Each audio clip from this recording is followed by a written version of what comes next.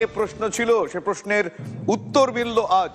অভিষেক বন্দ্যোপাধ্যায়ের বিরুদ্ধে দাঁড়াবেন বিজেপির হয়ে প্রার্থী অভিজিৎ দাস। আমার সহকর্মী প্রদীপ্ত এই মুহূর্তে রয়েছেন আমার সঙ্গে সরাসরি। প্রদীপ্ত, আমি জানতে চাইবো যে এই অভিজিৎ দাস তিনি কে, তার সম্বন্ধে তার পরিচয় সংক্রান্ত আর কি কি তথ্য পাওয়া যাচ্ছে?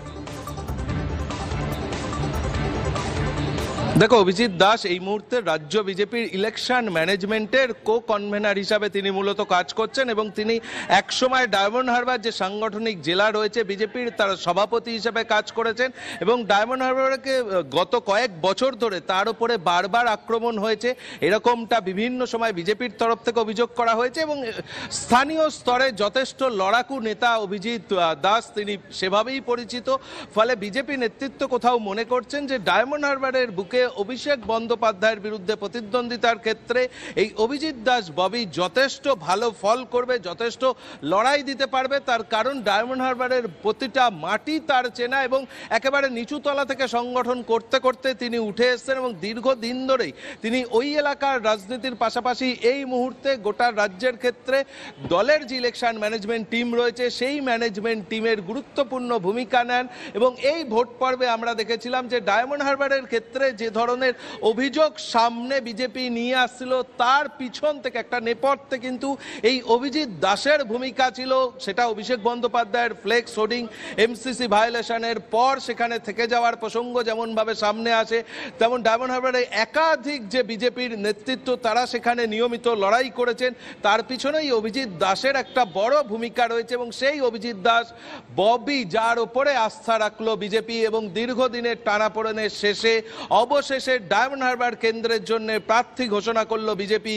এবং বিজেপি যে কথা বারংবার ধরে এই কেন্দ্রের জন্য বলছিল যে ঐক্যমত্যের ভিত্তিতে শুভজিৎ, এখানে একাধিক নাম সামনে এসেছিল। তরুণ আইনজীবী নেতা দলবদল করেছিলেন, তিনি যেমন ছিলেন তরুণ মুখ আরও একজন যিনি একসময় তৃণমূল ছাত্র পরিষদ করতেন, সেরকম একজন দলের আইনজীবী, একজন মহিলা আইনজীবী, তার নামও এসেছিল অভিজিৎ দাস ববি। কিন্তু শেষ পর্যন্ত তাহলে প্রদীপ্ত এদের সবাইকে ছাপিয়ে, মানে যাদের যাদের নাম সামনে এসেছিল, মানে এই প্রশ্নের উত্তর যখন খোঁজা হচ্ছিল, বিজেপির অন্দরেও যখন খোঁজা হচ্ছিল যে কাকে করা যায় ডায়মন্ড হারবার কেন্দ্রে তাদের প্রার্থী, বিশেষ করে সেখানে যখন প্রতিপক্ষ অভিষেক বন্দ্যোপাধ্যায়, সেই জায়গায় কোন কোন ফ্যাক্টরস এই অভিজিৎ দাসের ক্ষেত্রে, যেটাকে বলা হয়ে থাকে এক্স ফ্যাক্টর, তাকে এগিয়ে রাখলো?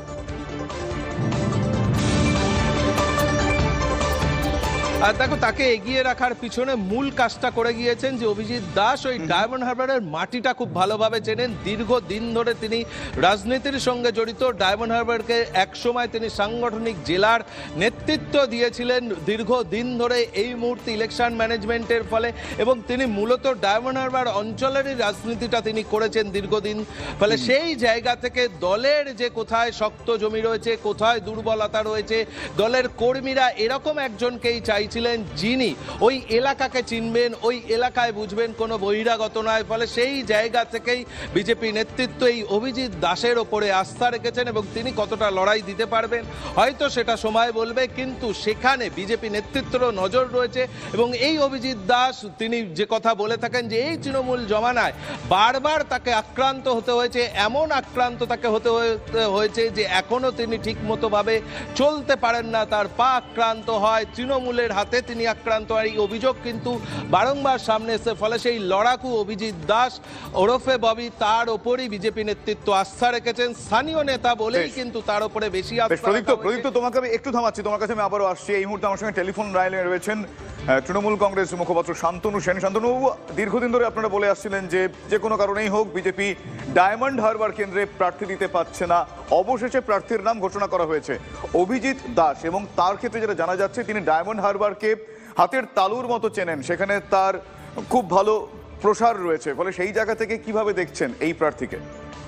প্রথমত আমি বলবো, অভিষেক ব্যানার্জির পাশে অভিজিৎ দাস না কি নাম বলছেন, খায় না মাথায় দেয়। আপনি বাংলার মানুষের কাছে একটা সমীক্ষা নিয়ে দেখুন তো কে তাকে কটা লোক চেনে। এক, দ্বিতীয়ত 10ই মার্চ 42টা আসনে তৃণমূল কংগ্রেস প্রার্থী দিল। আজকে অভিষেক বন্দ্যোপাধ্যায়কে এত ভয়, বারবার তাকে সেন্ট্রাল এজেন্সি দিয়ে ডেকে পাঠানো হচ্ছে, ভয় দেখানো হচ্ছে, তার পরিবারকে ভয় দেখানো হচ্ছে, তার হেলিকপ্টারে তল্লাশি করা হচ্ছে, কিন্তু রয়্যাল বেঙ্গল টাইগার অভিষেক বন্দ্যোপাধ্যায়ের বিরুদ্ধে প্রার্থী খুঁজে তারপরে শুনতে এমন পাচ্ছি। একজনকে প্রার্থী দিল যে ভোটের আগেই 5 লাখ ভোটে হেরে বিজেপি বসে আছে। এই জায়গা থেকে প্রমাণ হয় যে বিজেপি বাংলায় কতটা রাজনৈতিকভাবে দৈন্যতায় ভুগছে এবং তারা অভিষেক বন্দ্যোপাধ্যায়কে কতটা ভয় পায় যে তার বিরুদ্ধে প্রার্থী করে কাউকে রাজি করাতে না পারে, লাস্টে একটা অনামী কাউকে দাঁড় করিয়েছে, কারণ জানে তারা যে ভোটের আগেই ফলাফল ঘোষণা হয়ে গেছে, অলিখিতভাবে 5 লাখ ভোটে সেখানে বিজেপি হেরে বসে আছে।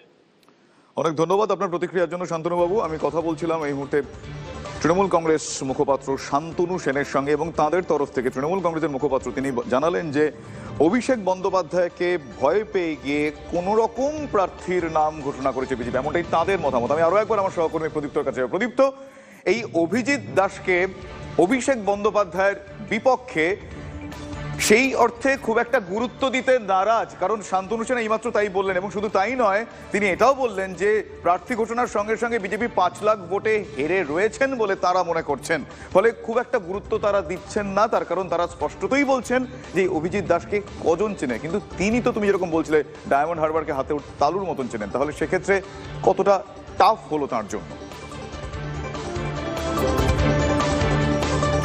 দেখো, এক্ষেত্রে অভিজিৎ দাস তিনি ডায়মন্ড হারবারকে হাতের তালুর মতো চিনলে, আমরা যদি অভিষেক বন্দ্যোপাধ্যায়ের সঙ্গে তুলনায় আসি সেক্ষেত্রে অবশ্যই অভিষেক বন্দ্যোপাধ্যায় রাজ্য রাজনীতির যথেষ্ট বড় নাম, সেই অর্থে অভিজিৎ দাস ববি সেইভাবে বড় কোনো নাম নয়। আমরা যদি বড় নামের লড়াইতে দেখি তাহলে অভিষেক বন্দ্যোপাধ্যায় অনেকটা এগিয়ে থাকবে, এটাই খুব স্বাভাবিক। কিন্তু এমন একজনকে বিজেপি প্রার্থী করলে অন্তত তার বিরুদ্ধে স্থানীয় নেতৃত্ব বহিরাগত বলবে না, স্থানীয় নেতৃত্ব তার জন্য ঝাঁপিয়ে পড়বে।